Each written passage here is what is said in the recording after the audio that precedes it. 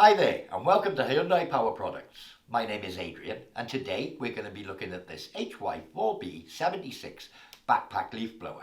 So I'm going to open the box, lay the contents on the table so you can see exactly what you get, and then we're going to go through some of the assembly. So I've laid the contents out on the table and you can see here we have the main backpack unit itself with the throttle assembly. We're going to be putting this together later and this is attached to the main unit. So we have 4 pipes here in total, 3 hard plastic pipes and the rubber pipe here which is flexible. We will show you where they go and how to assemble them. So we have the toolkit here and there are some parts in here we're going to need. We have a funnel here which you can use for filling the engine oil or for filling with petrol. And finally we have the user manual. Now I do recommend that you read the user manual thoroughly before use. Okay, so I'm going to attach the harness now. So making sure that we haven't got any twists, we need to fit this loop into a hole in the bottom. So I'll just put it roughly in line and there we are, that's it fitted. And I can do exactly the same, making sure we have no twists and just fit it into the loop on the other side. Okay, so with the bottoms attached, as you can see the harness is now connected up correctly. We will need to adjust the harness for our own particular size at a later date, but that's how it's connected up at the bottoms. So moving on, next part of the assembly is going to be to fit the outlet tubes. Now this part does swivel, and the next part to fit is going to be this rubber bellows, so we'll look into that next. So I've just gone into the toolkit here and I've got this screwdriver, which is also a spark plug spanner, but this screwdriver and these 2 circular clips. So you may be able to see we have a large end on here and a small end, and as you would have thought, the small clip goes on the small end and the large clip on the large end. So I find the easiest way to fit this larger one is to completely unscrew the clip, take out the screw and let the clip open up. So the next thing we do is just tease the rubber over the end of the plastic pipe here. There we go. And we need to push it fully home. So you'll see as the rubber pipe goes on, this end of the rubber pipe will come up to this flange here. So just walk it on. There we go. Just working your way round, and as you can see, that's now fully home on there. So now that we have the rubber pipe in place, I'll just put the clip on.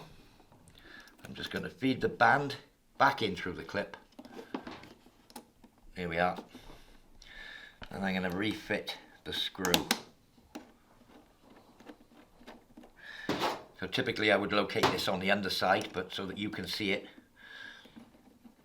I've located it on this side, so we'll get to a point where the screw's fully in. And then the clip will start to tighten. As you can see, we'll just make sure we're nice and centralized. And as I say, I'd probably put this clip on the underside out of your way, so you don't get it caught on anything. But for demonstration purposes, there we are, that clip is now tight on there, it won't move. That's firmly attached. We need the next pipe now. One of the 3 pipes, you will see, has a rotating part here. So this is the pipe in question. So what I'm going to do is to feed the control cable, as you can see here. I'm going to line it up. Now let me just point out there are 2 lugs, one on the top, one on the bottom. If I line that up vertically with a handle, those 2 lugs will slide through. Okay, so I'm just going to loosen off this clip here. Sometimes you can undo it completely, it does make it easier, so I will do that in this case. Just pop it out, and now we need to pull this up, all the way up to the end point here. So the smaller clip here does have a little bit more slack. I'll put that on the rubber pipe first, and in much the same way I'll slide the whole thing up over those serrations. In fact, that was much easier for me, and tighten the clip up in exactly the same way as you saw me do on the other one. And again, if you put it on the underside, you wouldn't be able to see it if I was doing it in this case, but if you put it on the underside, so underneath here, tightening up in this direction, it won't be getting in your way when you're using it. That's nice and tight on there.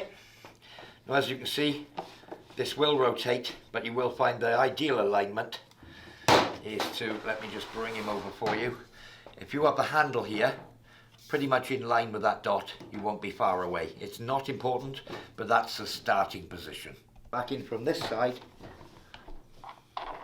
you'll see the hexagon drops in the little hole, hexagonal hole, and I'm just do up the wing nut clockwise, and just tighten it down firmly, and that stops it moving. So a little assembly tip, we've got these lower two tubes here.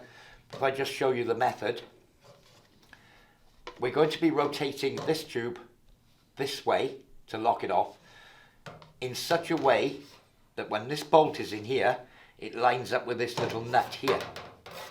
So obviously if I was to put it in like this and rotate it through the 90 degrees, the nut would be on the wrong side.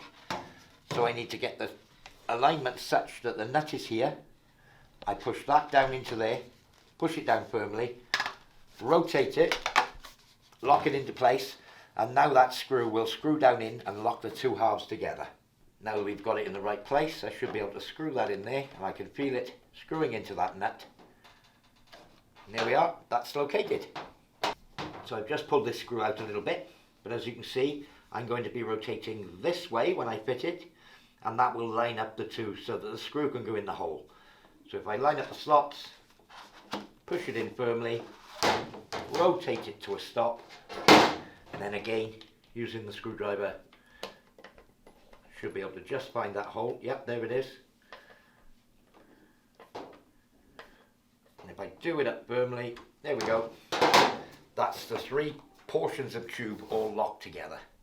So if you look in the oil hole, I've just put oil in the engine, you can see that little pin that's sticking up out of the oil. Now I'm tipping the machine back, so if I bring the machine down onto level ground, onto the floor, you'll see that that pin disappears. And what we've got then is this oil level is just below this front lip, and that would be maximum oil. If at any time that pin that you could see earlier when I tipped it backwards reveals itself, that's the 100 milliliter mark. And obviously if you see a big portion of that pin, you do need to add engine oil. So I'll just clean up my little mess and replace the oil filler plug. So it should screw in easily. There we go. So it's just screwing in easily. And I'll screw it down. When we get to the bottom, I'll just lock it in firmly. Okay. And there we are. That's how to fill it with engine oil. So the engine oil we need for this machine is going to be an SAE 30 or 1030 engine oil, or a 15W40 engine oil. So that's SAE 30, that's 10W30 or 15W40 engine oils. You may well find that when this arrives to you that it already has engine oil in it to the correct level. So next we've got engine oil, we'll move on to putting fuel in the fuel tank. So simply unscrew the fuel cap anti-clockwise. It does have a little retainer. Now this being a 4-stroke engine, we don't need any fuel additives.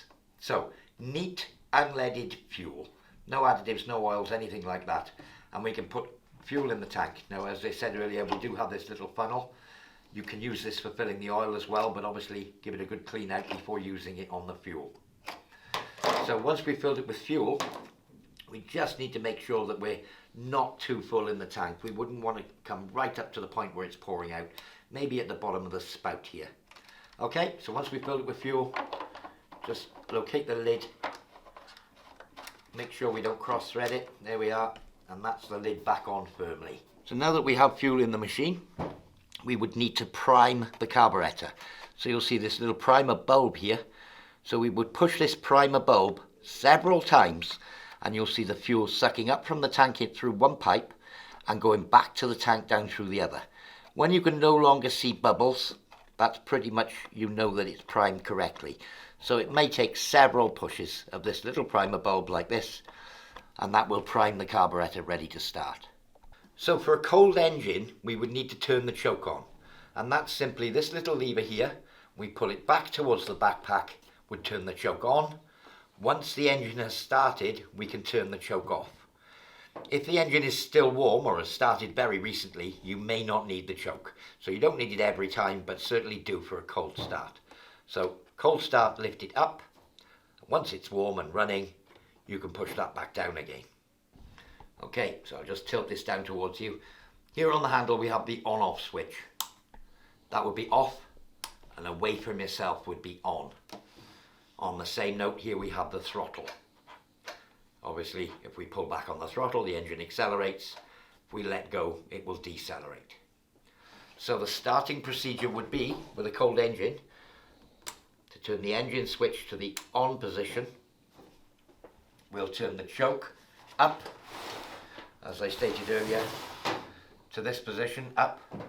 Then we can start the engine on the recoil. Once the engine's started, after a few seconds, we'll turn the choke off. We can then put the backpack on and we're ready for use. When we want to stop the engine, very simple. Let go of the throttle, let it idle for a few seconds, and then flick the stop switch. So that's the controls on your leaf blower. So I've just lifted the unit onto my back. Let's just say that the engine is running, it's the easiest way. I would probably set all the bands and belts and what have you to fit yourself before starting it. But there we are, that's pretty much set up. I could tighten that a little. So there we are with the engine running. All we got to do now is start to clear leaves. Okay, so again, when I want to stop, let go of the throttle, leave it idle for a couple of seconds and switch it off. And as you can see, it's automatically set up with this swivel here for various heights using the rubber. And obviously it's got a fulcrum point back there, and we can start shifting leaves. Well, I do hope you found this demonstration useful. For more information on this or any of our other products, visit www.hyundaipowerproducts.co.uk. I've been Adrian, and thank you for watching.